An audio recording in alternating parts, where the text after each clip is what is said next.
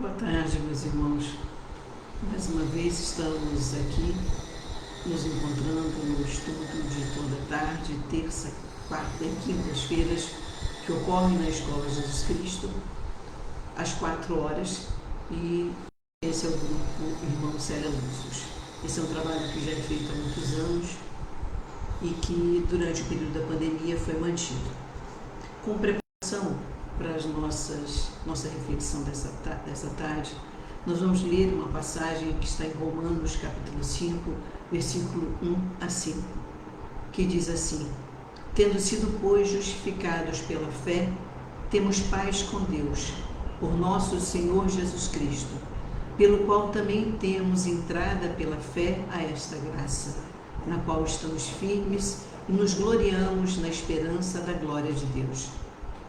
E não somente isto, mas também nos gloriamos nas tribulações, sabendo que a tribulação produz a paciência, e a paciência a experiência, e a experiência a esperança. E a esperança não traz confusão, porquanto o amor de Deus está derramado em nossos corações pelo Espírito Santo que nos foi dado. Vamos orar, meus irmãos. Senhor Deus, Pai de infinita misericórdia e justiça, te pedimos, Senhor, que alargue os nossos pensamentos, que alargue os nossos corações, para que o estudo desta tarde possa penetrar em todos nós, dentro de todos nós, na terra de cada um de nós, Senhor. Ajuda-nos para que estejamos preparados para esta reflexão e que possamos, como diz Emmanuel, não só compreender, mas também colocar em prática a todas as reflexões, a todas as palavras, aos ensinamentos que Emmanuel, nesse livro, a partir da psicografia de Chico Xavier, nos oferece com tanto amor e com tanta benevolência, Senhor. Pedimos, apoia-nos, ensina-nos, inspira-nos, Senhor, hoje e sempre. E antes de terminarmos a nossa oração, lhe pedimos, como sempre, fica conosco, Senhor, porque muito precisamos de Ti. Que assim seja. Meus irmãos, a mensagem de hoje, ela está no livro Vinha de Luz, que faz parte de uma série lançada pela FEB e que trata de vários versículos do Evangelho que, como diz aqui na parte de trás do livro, na contracapa do livro, diz assim: neles, o autor comenta ensinamentos do Evangelho de forma original. O autor aqui, Emmanuel, por meio da psicografia de Chico Xavier. E atraente, ensinando-nos, forma original e atraente, ensinando-nos não apenas a compreender a doutrina cristã, mas a praticá-la em todos os momentos da vida. Então, que as palavras de Emmanuel revigorem os nossos corações, reverberem dentro de nós, usando uma expressão que ele coloca aqui no finalzinho da sua mensagem, que revigorem e reverberem na terra de nós mesmos. E que possamos, assim, compreender a sua palavra e não só compreender a palavra escrita e nos dada com tanto amor e benevolência por Emmanuel, mas buscarmos dia a dia a praticar esses ensinamentos. E Emmanuel parte, o título dessa mensagem chama-se Tribulações, está no capítulo 142 do livro Vinha de Luz e se intitula Tribulações. E ele parte para fazer a reflexão, e que nos é oferecida nesta tarde, de uma passagem que está em Romanos 5, versículo 3. Também nos gloriamos nas tribulações. Paulo, uma de suas cartas, a carta aos Romanos, e que foi, que utilizamos para pegamos um trecho maior para apresentar, para abrir as nossas reflexões da tarde. Que ele disse que, tendo sido, pois, justificados pela fé, temos paz com Deus por nosso Senhor Jesus Cristo, pelo qual também temos entrada pela fé a esta graça. Ele fala, não somente isso, não apenas isso, não só gloriar ou glorificar na esperança, na paz, mas também nos gloriamos nas tribulações de que nos ocorrem, que toma conta de nossas vidas muitas vezes. Então, a mensagem se chama tribulações, ou seja, ele vai nos fazer uma reflexão sobre as aflições, sobre as adversidades, sobre a sensação de tristeza, de aborrecimento, de angústia que muitas vezes toma conta de nós. E que nós, algumas vezes, ou até muitas vezes, nos perdemos diante dessas tribulações e permitimos. Talvez essa palavra seja muito forte, porque ninguém escolhe sofrer e nem se permite sofrer. Mas em algum momento nós abrimos o nosso coração para tristezas. Não nos apegamos, na fé, na esperança de que não estamos sozinhos, que temos a proteção, o guia a cada dia, a cada momento de nossas vidas. Emmanuel começa falando assim, utilizando, como disse, uma passagem de Paulo, que está em Romanos capítulo 5, versículo 3. Comentando Paulo de Tarso os favores recebidos do plano superior, com muita propriedade, não se esquecia de acrescentar o seu júbilo nas tribulações. Então ele começa dizendo que Paulo, ao comentar, ao escrever as suas cartas, ele não se esquecia de dizer do seu júbilo, de glorificar não só o reencontro com Cristo, mas de glorificar as tribulações vivenciadas, experimentadas por Paulo durante o seu percurso. E ele continua, o cristianismo está repleto de ensinamentos sublimes para todos os momentos. Emmanuel nos diz que no Evangelho de Jesus, em cada versículo ou a cada versículo, somos surpreendidos com ensinamentos, com exemplos. E exemplos que vão poder nos apoiar, nos proteger, nos responder a dúvidas em qualquer momento de nossas vidas. Não só no momento de dor, não só no momento de dúvidas, de tristeza, mas no momentos de esperança, de alegria.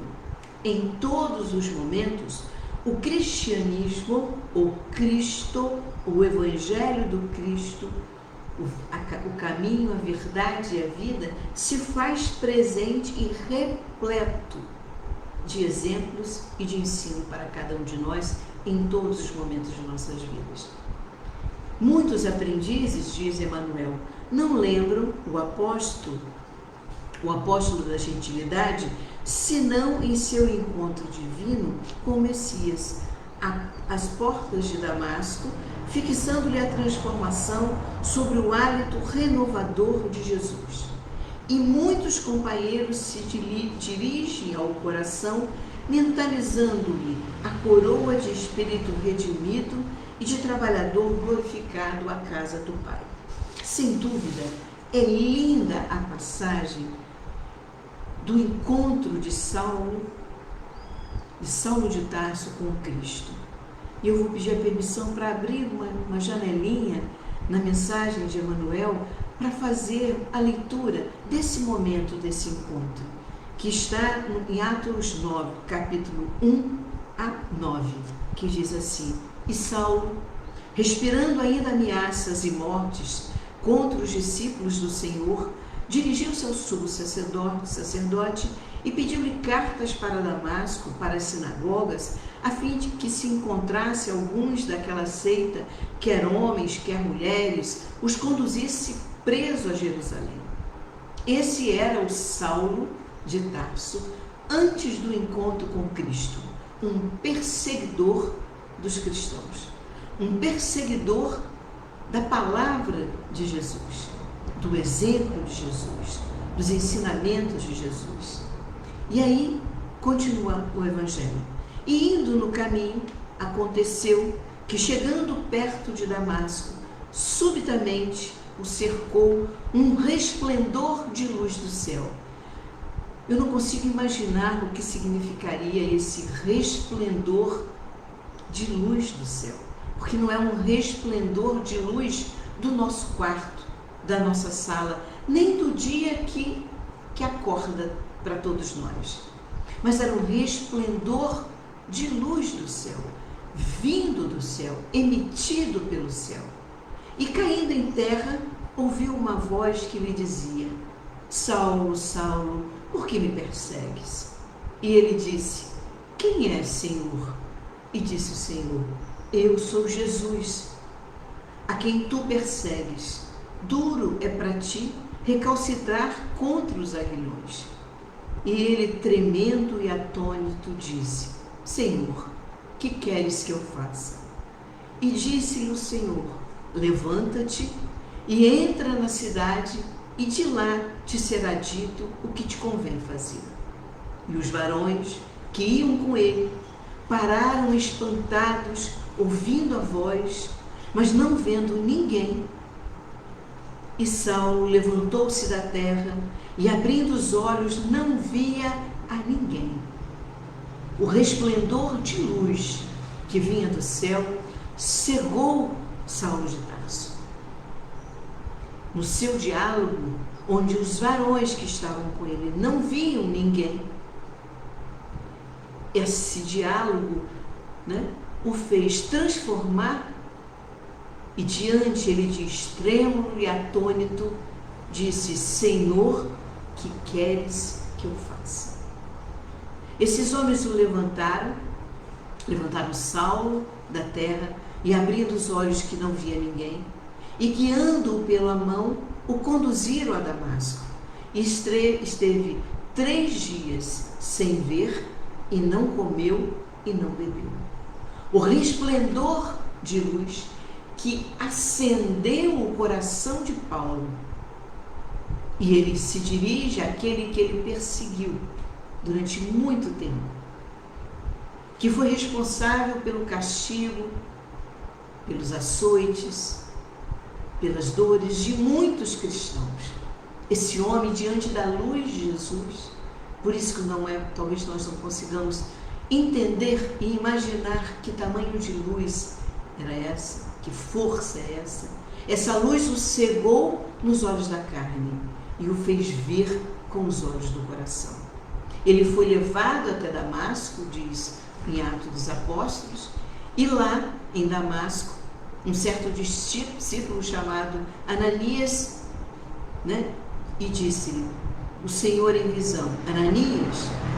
E ele respondeu: Eis-me aqui, Senhor.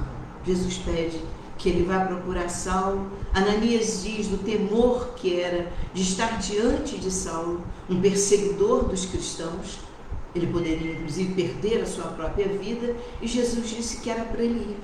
Vai, porque este é para mim um vaso escolhido para levar o meu nome diante dos gentios e dos reis e dos filhos de Israel.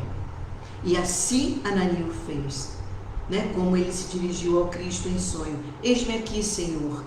E diante do Senhor, ele seguiu o que o Senhor pediu, se dirigiu a Saulo e disse: Irmão Saulo, o Senhor Jesus, que te apareceu no caminho por onde vinhas, me enviou para que tornes a ver e sejas cheio do Espírito Santo. E logo lhe caíram dos olhos como que umas escamas, e recuperou a vista, e levando-lhe foi batizado. A partir daí, o perseguidor torna-se perseguido. E a partir daí, lembre-se que no início a passagem diz que Saulo durante 3 dias não viu, não comeu e não bebeu. A partir desse encontro com Ananias, que como se fossem escamas, desvendaram os seus olhos da carne, permitiram que ele visse um novo mundo, agora com os olhos da carne e os olhos do coração. Diz Emmanuel que nós só em grande parte nos lembramos com muita força dessa passagem. Sem dúvida, esse momento é um momento de muita transformação, é um momento de exemplo para todos nós, que devemos seguir e ficar diante de Jesus e dizer: eis-me aqui, Senhor, e perguntar a Ele: o que queres que eu faça? E ele continua: a palavra do grande operário do Cristo, entretanto, não deixa margem a qualquer dúvida quanto ao preço que lhe custou a redenção. Saulo, sem dúvida, agradeceu, ficou alegre com o fato de ter conhecido Cristo e ter seguido. E como disse Jesus na passagem, seria ele aquele que levaria o seu nome diante dos gentios, dos reis e dos filhos de Israel. E assim foi feito. Saulo transformou-se em Paulo de Tarso e foi um vaso escolhido, o vaso escolhido que levou o exemplo e a palavra do Cristo para os gentios, para os reis e para os filhos de Israel. Muitas vezes, diz Emmanuel, reporta-se de lacerações do caminho, salientando as estações educativas e restauradoras entre o primeiro clarão de fé e o supremo testemunho. Depois da bênção consoladora, diz Emmanuel, que lhe reforma a vida íntima, ei-lo entre os açoites, desesperanças e pedradas. Sem dúvida, o primeiro momento é um momento de bênção, é um momento de reforma íntima de Saulo e que o transformou em Paulo de Tarso, aquele grande representante. De perseguidor passa a ser um perseguido, porque passa a ser um cristão, um fervoroso cristão. E a partir daí, ele não só se glorifica e alegra com esta paz, com essa esperança, com esta fé que o guia, mas também ele agradece aos açoites, agradece às tribulações, às tristezas, às decepções. E ele diz agora, Emmanuel, se volta para nós na sua mensagem. Ele descreve o momento da transformação e traz para nós o que significa esse encontro com Jesus, que foi até Saulo. E Saulo, por mais duro que fosse, mas ele era um seguidor da lei, a lei se transforma. A lei passa a ser a lei do amor, a lei do Cristo, a lei do perdão, a lei das bênçãos, a lei da esperança. Ele pede aqui, Emmanuel, reparemos em nós mesmos, à frente da luz evangélica. Emmanuel nos solicita aqui que paremos e pensemos nós diante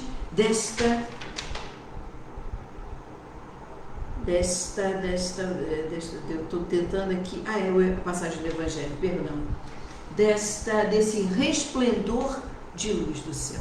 Ele pede que nós voltemos para o nosso interior e que repensemos, reparemos, voltemos para o nosso coração e verifiquemos como somos nós diante da luz evangélica, desse resplendor de luz que representa o Cristo. Nem todos renascem na terra, diz Emmanuel, com tarefas definidas na autoridade, na eminência social ou no governo do mundo. Ele fala aqui, olha, nem eu, nem Maria, nem José, nem Pedro, nem todos nós, já alguns de nós, nasce com uma função de autoridade, de designar, de estabelecer, de poder escolher. Nem todos nós nascemos com essas tarefas pré-definidas, a de autoridade. Mas ele diz aqui, diante do outro. Mas, diz Emmanuel, podemos asseverar que todos os discípulos, em qualquer situação, em qualquer circunstância, podem dispor de força, posição e controle de si mesmo. Então, quando Emmanuel nos solicita, faz um apelo no meio da sua mensagem, ele diz, Repare em você, Teresa. Diante da luz do Cristo, você pode não ter uma autoridade, você pode não ter um poder, mas Emmanuel afirma aqui para nós, ele nos determina, estabelece isso como uma verdade. Todos nós, discípulos, todos nós, filhos de Deus, seguidores do Cristo, aprendizes do Cristo, todos nós, em qualquer situação, podemos buscar dentro de nós, na nossa terra interior, abrir a nossa janela do coração e em qualquer circunstância, afirma Emmanuel, temos o poder, a força e o controle sobre nós mesmos. É um desafio isso, sem dúvida. Por quê? Porque somos ainda muito frágeis, temos ainda muitas dúvidas. Mas se somos cristãos, temos que crer que a força que está dentro de nós é uma força que vem de Deus. A luz que abre, que se acende dentro de nós, é uma luz que vem do alto. Por isso temos a possibilidade, a força, o poder e o controle de nós mesmos, dos nossos atos. Por mais fracos, por mais pequeninos que ainda sejamos. É uma tarefa difícil. É uma tarefa muito difícil. É um grande desafio, mas que nós podemos a cada dia acordar. Ele até diz assim, recordemos que as tribulações produz fortaleza e paciência. E em verdade, ninguém encontra o tesouro da experiência no pântano da ociosidade. Emmanuel diz que é a partir do trabalho, é a partir da experimentação, da experienciação de algumas dores, de dificuldades, que nós vamos produzindo dentro de nós, vamos plantando, semeando dentro de nós esta fortaleza, esta paciência. Existe uma mensagem de Emmanuel, que está no livro Palavras de Vida Eterna, que se chama A Melhor Medida, se eu não estou em dúvida, está no capítulo 67 do livro Palavras de Vida Eterna, que ele busca uma passagem de Tiago, capítulo 1, versículo 4, que diz: tenha, porém, a paciência, a sua obra perfeita, para que sejais perfeitos e completos, sem faltar coisa alguma. Emmanuel fala, mais que as doenças vulgares do corpo, sofre os problemas da alma, agravando-te a tensão a cada dia. Levanta-te cada manhã. Olha que lindo isso que Emmanuel nos coloca. Levanta-te cada manhã, muitas vezes com as lutas da véspera. Mas a cada acordar, a cada despertar de cada dia, meus irmãos, é possível que cada um de nós renasça de novo e se revigore de novo. E que aquela dor nos fortaleceu de tanta forma que nos gere em nós uma preparação para o dia seguinte. Ele, à frente de toda dificuldade, não te lastime, nem desfaleças. Para toda perturbação, diz Emmanuel, a paciência é a melhor medida. Silencia e abençoa sempre. E para ele para ele nos indica um caminho para cada acordar do dia. Diz ele, segue o curso brilhante de serviço nas oportunidades de trabalho que ele nos descortina. Então ele fala, olha, não é possível ou é muito mais difícil para nós aprendermos a sermos mais fortes se não começarmos a testar a nossa força. E ele coloca que em qualquer situação ou em qualquer circunstância, nós podemos dispor de força, de posição e controle sobre os nossos atos, sobre nós mesmos. Mas ele diz, na ociosidade, sem a experiência, não vamos conseguir fortalecer o nosso coração. Às vezes nós conhecemos algumas pessoas, eu conheço algumas pessoas, algumas mulheres, alguns homens, que perderam pessoas muito queridas, entes muito queridos, que a saudade vibra todos os dias, vibra no coração todos os dias, incessantemente. E é uma saudade que, como disse o Clóvis, é o metro do amor.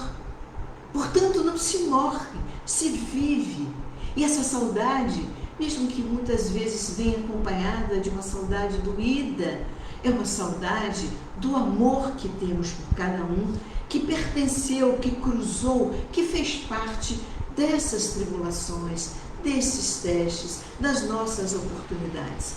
E aí a gente olha, às vezes nem fala para a pessoa, mas a gente fica dizendo assim, eu brinco assim às vezes, quando eu crescer, eu quero ser igualzinha. O que significa quando eu crescer? Significa que dia após dia eu preciso me fortalecer, crescer, conseguir, ao acordar com o dia, buscar a luz que me leva ao trabalho, às oportunidades, ao cotidiano, que muitas vezes não é fácil, mas que cada dia parece que nós, por estarmos experimentando,